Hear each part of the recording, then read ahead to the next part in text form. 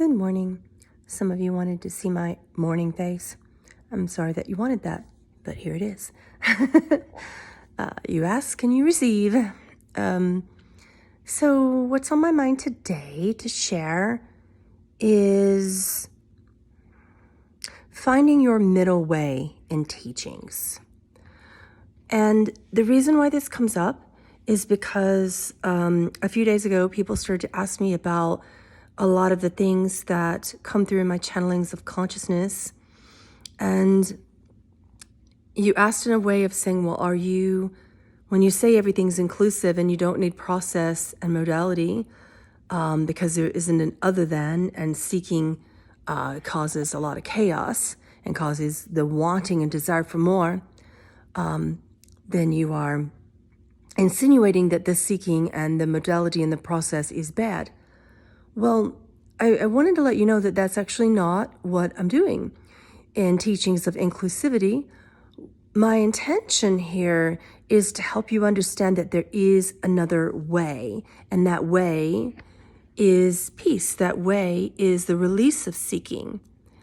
That there is simply another option where at some point, whenever that arises for you, you may say to yourself, I'm a little tired of modality, and I'm a little tired of seeking. I'm a little tired of, okay, here's another emotion that I have to dig up and uncover and unravel because it feels bad. What I've noticed is that can be a form of bypassing God.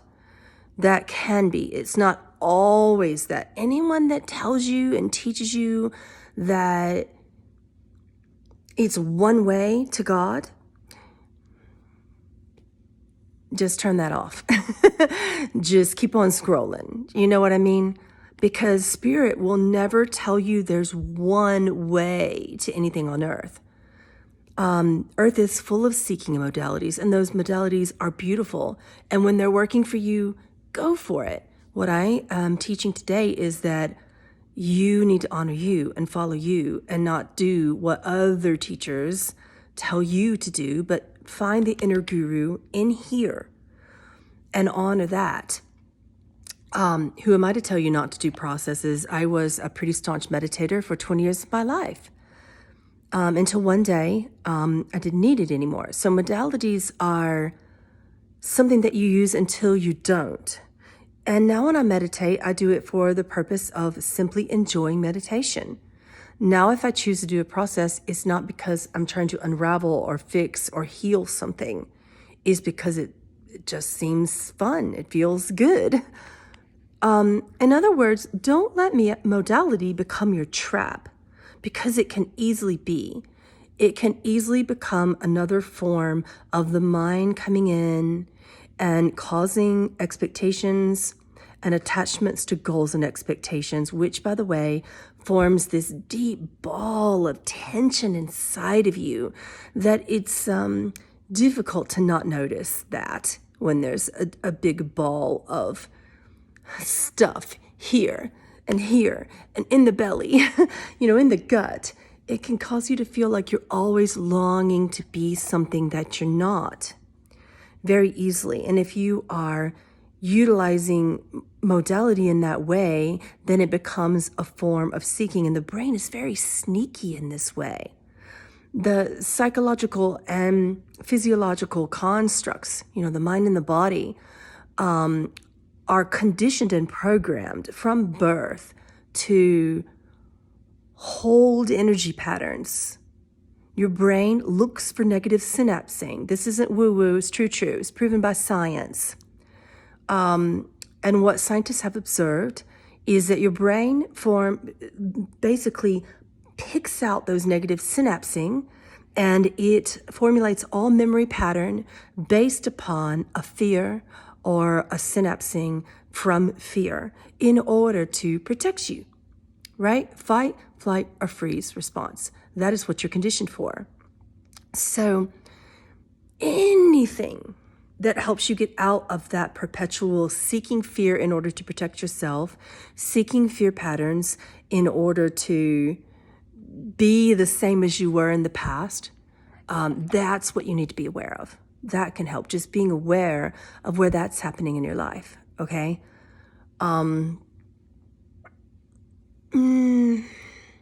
So what I'm not trying to say is that you don't need meditation. What I'm trying to say is let no one tell you what you need.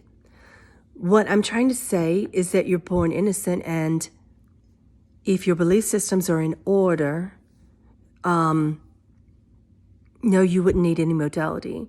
What I'm also trying to say is that for the majority of people on the planet, belief systems are not in order. So in other words, when your mind comes in and says, you need this because you're not perfect, because you're unworthy, because you're a sinner, that's the religious thing that's programmed in most people. Because you're not good enough, that's also programmed in most people in the mind. Because you feel bad today, because you have a sad, that's what I call it when I get a little sad. I'm like, I have a sad. Because. Then your mind will convince you that you need a modality. The truth is you don't. However, the brain isn't programmed for truth. Therefore, you're tired of feeling bad. So much in the same way that when you're super depressed and you don't know what to do and the doctors say take an antidepressant. Am I here to say an antidepressant is bad? No, I'm just here to say it's a tool. It's a tool. And when your mind and body are in order, you don't need tools to fix something. So your mind, when coming from a place of love, is perfect. Your mind, when not coming from a place of love, is perfect. Your brain produces added egoic commentary to get you to believe otherwise. Then you believe it, and then you choose a modality, right? That's not good, that's not bad, it's not right, it's not wrong. It just is. So the truth is, you don't need modality. But the unfortunate fact is, most people cannot accept who they are without one. So when I say these things, when I say you don't need modality, you don't need meditation, what I mean is, that's the truth, but be aware of your own truth and your own needs in terms of what your mind has convinced you. Because when you believe the mind, then you will create a necessity for modality. Which, by the way, the mind is very sneaky. It's very believable. It's everything that's been programmed in all of your education and religious culture and familial culture throughout your time on this planet, not to mention all the memory programs from other times, other lifetimes, when you have that belief of other. So for me, I do not require modality. I'm aware of what my mind is trying to do, and that's where I stand. So that's the divine truth, that you don't need it, which I had hoped would be a relief for me to tell you. When you accept yourself as divine perfection, accept and no longer bypass all of your emotions. The sadness is from God. The anger is from God. The love is from God. The joy is from God. The frustration is from God. Everything, when we stop looking to try to be different and just accept that we feel the way we feel, we look the way we look, we act the way we act, not a selfish acceptance, but just a awareness, okay? This is not a permission for negative behavior and for you to become attached to your suffering. It's not that either, okay? But just an awareness of, this is what I feel, and I'm tired of trying to pretend that I don't, and to utilize modality to pretend that I don't, right? That's what I'm trying to teach. Just your awareness of what you think you need versus what you actually need. And are you bypassing God? Are you using modality to bypass who you are? All those beautiful feelings that are just a big, giant crayon box. You know, when you were little, I know when I was little, I loved crayons. I still do, actually.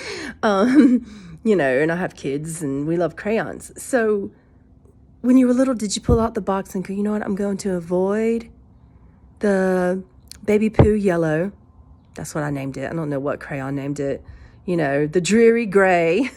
Well, that's what makes for beautiful thunderstorms and the gray overcast of the sky, you know.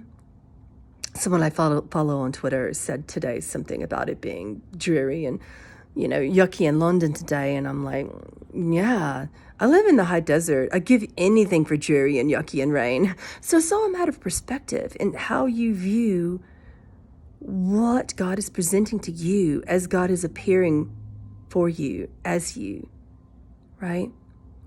So many beautiful appearances. You want to see a beautiful appearance? No, it's not my morning face. It is. That is a beautiful appearance. That is the Gary. Do you see the Gary? Isn't he great? Oh, he's like, Mom, stop. Yeah. So find your middle way. Yes, to summarize, the truth is you do not need modality. You are beautiful and perfect, and once you begin to accept those emotions as opposed to using modality to make them go away, to dig into divine perfection, you're not an excavator. You know, this is not a renovation project. Your emotions are not your renovation project. You are beautiful and you are perfect. And when you accept that, not in a way to be irresponsible, but in a way to say, I accept the beauty of everything that's being shown to me through the divinity of my emotions. That's when you will no longer need modality, or when you will at least utilize modality properly and in a healthy way. See you guys later.